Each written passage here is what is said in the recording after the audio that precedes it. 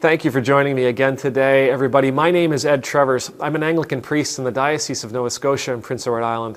I get to serve in the beautiful town of Shelburne, Nova Scotia, in the awesome parish of Church Shelburne that sits on the ancestral and on the unceded territory of the Mi'kmaq people. Now, I'm going to do something, and I hope this isn't the beginning of a trend, but if it is, so be it. I recently read an article written by an environmental scientist from the University of Glasgow. And in it, he offers a counter-argument to a pastor's rebuttal, a pastor's denial of climate change. Now, this pastor, he says a lot of things, and I'll add a link to his sermon. Now, I want to say it was recorded back in like 2014 or 2016, and I understand that his views may have changed in the meantime. But I really do think it's important for the Christian church to actually express what it feels about the environment, what it feels about a changing environment, what it feels about humanity's responsibility for that changing environment. Now, today in particular, I want to pick on one thing that he said. He said that even if the environment's changing, so the world's warmer, he does cite some scientific research that says the environment has warmed by a degree or two. What he says is it's not man-made, and that we really shouldn't worry about it.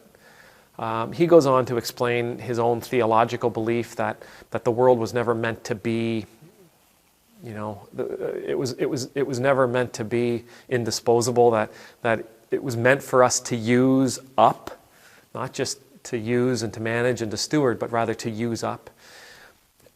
But it's on that point of humanity is not responsible that I really want to offer something. Now, just for a second, let's pretend humanity has nothing to do with it. All right? Let's pretend humanity has nothing to do with it. We know that God calls us to be managers, to manage these resources. He tells us, they're here for you. You use them. But they're a gift from God. And nothing God gives us is meant to be abused, including creation. Our responsibility is to be good stewards, to use creation, whether it's trees, animals, resources, whatever it happens to be, to use those resources for our benefit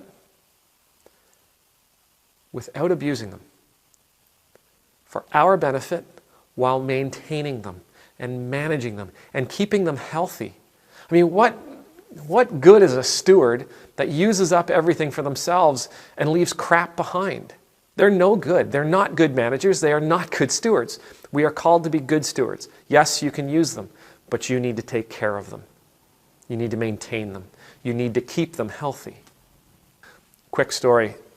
I mentioned a few weeks ago that my youngest son, who's 5, has been diagnosed with juvenile arthritis.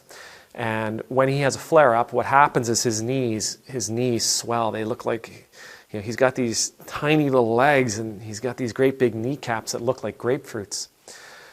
And as they swell, they become painful. And as they become painful, it gets to the point for him that he can't get out of bed in the morning.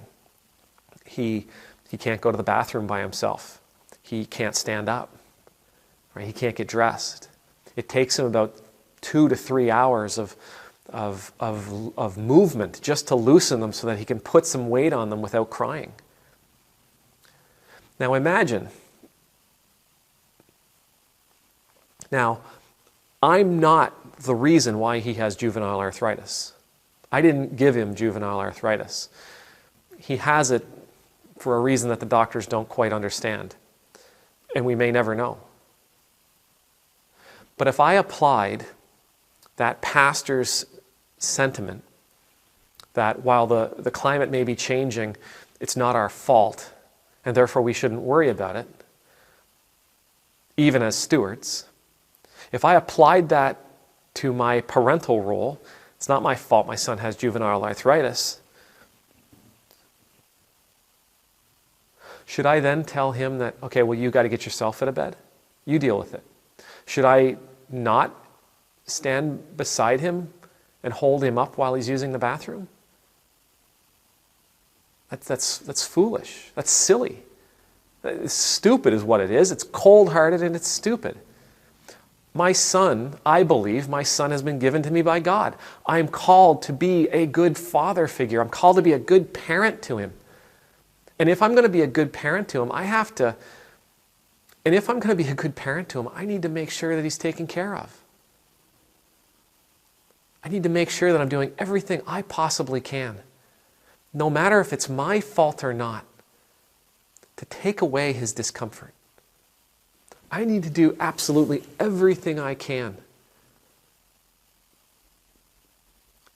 to help him grow up in the healthiest possible way he can, to learn as much as he possibly can.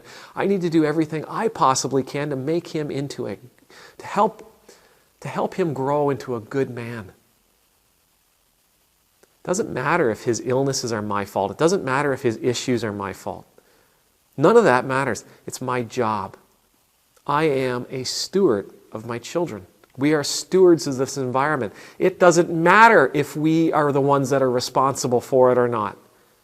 Again, I do believe we are.